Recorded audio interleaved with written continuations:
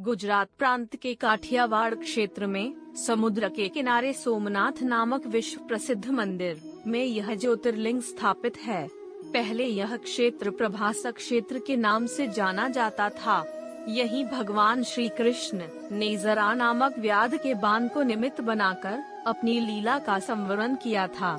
यहाँ के ज्योतिर्लिंग की कथा का पुराणों में इस प्रकार से वर्णन है। दक्ष प्रजापति की 27 कन्याएं थीं। उन सभी का विवाह चंद्रदेव के साथ हुआ था, किंतु चंद्रमा का समस्त अनुराग व प्रेम उनमें से केवल रोहिणी के प्रति ही रहता था। उनके इस कृत्य से दक्ष प्रजापति की अन्य कन्याएं बहुत प्रसन्न रहती थीं। उन्होंने अपनी यह व्यथा कथा अपने पिता को सुनाई। दक्ष प्रजापति ने इसके लिए चंद्रदेव को अनेक प्रकार से समझाया, किंतु रोहिणी के वशीभूत उनके हृदय पर इसका कोई प्रभाव नहीं पड़ा। अंततः दक्ष ने क्रुद्ध होकर उन्हें क्षयग्रस्त हो जाने का शाप दे दिया। इस शाप के कारण चंद्रदेव तत्काल क्षयग्रस्त हो गए। उनके क्षयग्रस्त होते ही पृथ्वी पर सुधा शीतलता वर्षण का उनका सारा कार्य रुक गया। चारों ओर त्राही त्राही मच गई। चंद्रमा भी बहुत दुखी और चिंतित थे।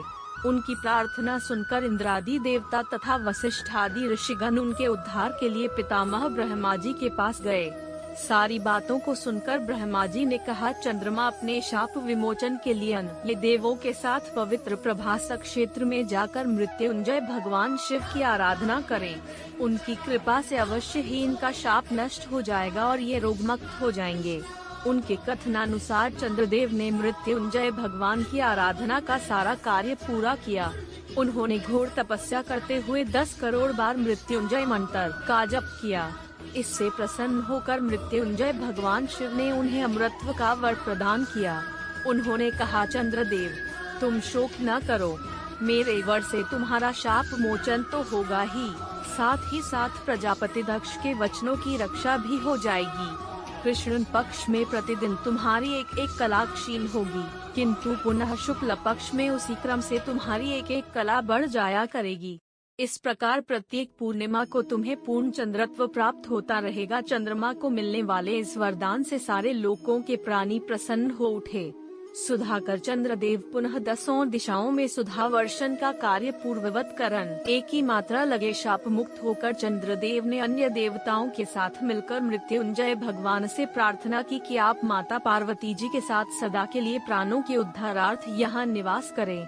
भगवान शिव उनकी इस प्रार्थना को स्वीकार करके ज्योतिर्लिंग के रूप में माता पार्वती जी के साथ तभी से यहाँ रहने लगा। पावन प्रभासक क्षेत्र में स्थित इस सोमनाथ ज्योतिर्लिंग की महिमा महाभारत, श्रीमद्भागवत तथा स्कंद पुराण आदि में विस्तार से बताई गई है। चंद्रमा का एक नाम सोम भी है। उन्होंने भगवान शिव को ही अपना नाथ स्वामी मानकर यहाँ तपस्या की थी।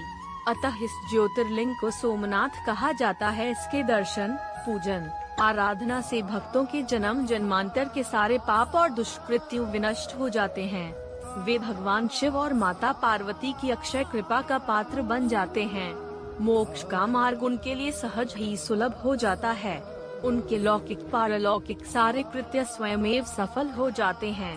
भारतीय उपमहाद्वीप के पश्चिम में अरब सागर के तट पर स्थित आदि ज्योतिर्लिंग श्री सोमनाथ महादेव मंदिर की छटा ही निराली है। यह तीर्थ स्थान देश के प्राचीनतम तीर्थ स्थानों में से एक है और इसका उल्लेख स्कंद पुराणम, श्रीमद्भागवत गीता, शिव पुराणम आदि प्राचीन ग्रंथों में भी है। वहीं ऋग्वेद में भी सोमेश्वर महादेव की महिमा का उल्लेख है। यह लिंग शिव के 12 ज्योतिर्लिंगों में से पहला ज्योतिर्लिंग माना जाता है। ऐतिहासिक सूत्रों के अनुसार आक्रमणकारियों ने इस मंदिर पर 6 बार आक्रमण किया। इसके बाद भी इस मंदिर का वर्तमान अस्तित्व इसके पुनर्निर्माण के प्रयास और सांप्रदायिक सद्भावना का ही परिचायक है। 7वीं बार यह मंदिर कैलाश महामेरु प्रसाद शैली में बनाया गया है। इसके निर्माण कार्य से सरदार वल्लभ भाई पटेल भी जुड़े रह चुके हैं। यह मंदिर गर्भगृह, सभा मंडप और नृत्य मंडप 3 प्रमुख भागों में विभाजित है। इसका 150 फुट ऊंचा शिखर है। इसके शिखर पर स्थित कलश का भार 10 टन है और इसकी ध्वजा 27 फुट ऊंची है। इसके अबाधित समुद्री मार्ग त्रिष्टाम्भ के विषय में ऐसा माना जाता है कि यह समुद्री मार्ग परोक्ष रूप से दक्षिणी ध्रुव में समाप्त होता है। यह हमारे प्राचीन ज्ञान व सूझबूझ का अद्भुत साक्ष्य माना जाता है। इस मंदिर का पुनर्निर्माण महारानी अहिल्याबाई ने करवाया था। धार्मिक महत्व पौराणिक अनुश्रुतियों के अनुसार सोम नाम चंद्र का है, जो दक्ष के दामाद थे। एक बार उन्होंने दक्ष की आज्ञा की अवहेलना की, जिससे कुपित होकर दक्ष ने उन्हें श्राप दिया कि उनका प्रकाश दिन प्रतिदिन धूमिल होता जाएगा।